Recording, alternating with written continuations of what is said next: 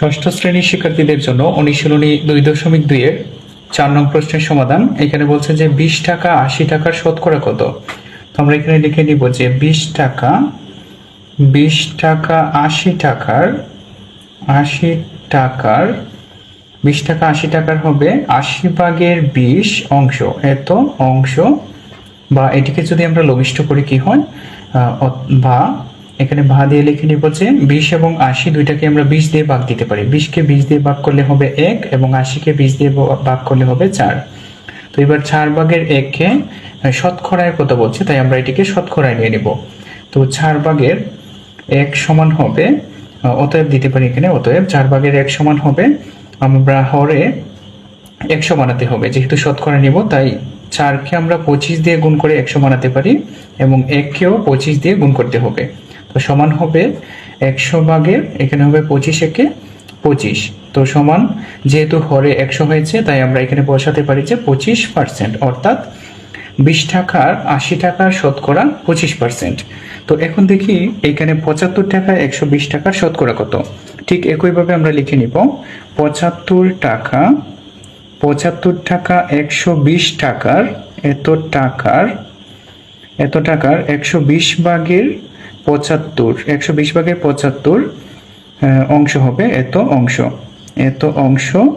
বা এখানে আমরা লিখতে পারি, যেহেতু লঘিষ্ঠ করে দিতে পারি, তো 75 কে 15 দিয়ে ভাগ করলে হবে 5 এবং 15 দিয়ে আমরা 120 কেও ভাগ দিতে পারি, এটা হবে 8, অর্থাৎ 8 ভাগের 5 অংশ, এত অংশ। এখন 8 ভাগের 5 কে শতকরা নিয়ে নিলেই হয়ে যাবে। তো 8 ভাগের 5 সমান লিখবো, অতএব 8 ভাগের 5 সমান, 8 কে আমরা কোনো কিছু দিয়ে গুণ করলে 100 হবে না, তাই আমরা যে কাজটি করব, 8 ভাগের 5 কে দুইটাকে হরে এবং লবে 100 দ্বারা গুণ করে দিব, 100 দ্বারা গুণ করে লঘিষ্ঠ করে নিব। তো এখানে 100 ঠিক রাখবো।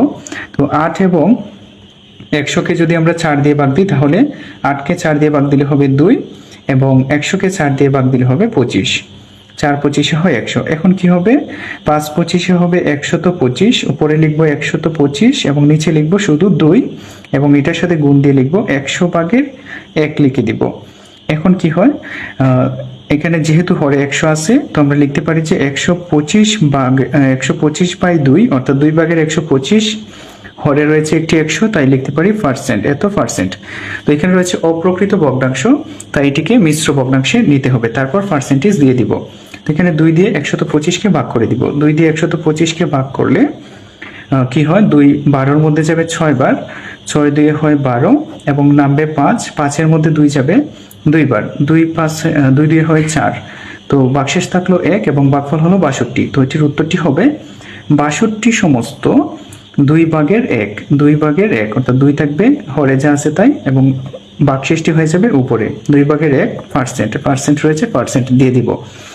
এখানে উত্তরটি হলো 75 টাকা 120 টাকার শতকরা 62 সমস্ত 2 ভাগের 1%। তো এটি ছিল মূলত অনুশীলনী 2.2 এর ষষ্ঠ শ্রেণীর গণিত বইয়ের পৃষ্ঠা 51 4 নং প্রশ্নের সমাধান। 4 নং প্রশ্নে ক এবং খ নং প্রশ্নের সমাধান।